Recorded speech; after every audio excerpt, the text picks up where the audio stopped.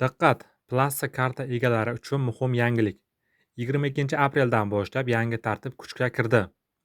Endi mobil bank ilovalaridan foydalanish uchun sim karta albatta sizning nomingizda bo'lishi shart. Agar siz bank kartangizga boshqa odamning nomidagi sim karta orqali ishlatayotgan bo'lsangiz, ilova ishlamaydi. Bu o'zgarish xavfsizlikni kuchaytirish uchun joriy qilindi. Firibgarlik va noqonuniy operatsiyalarning oldi olindi. Endi nima qilish kerak? Juda oddiy.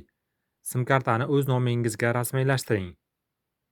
Aks holda to'lovlar va pul o'tkazmalar va boshqa xizmatlardan foydalana olmaysiz.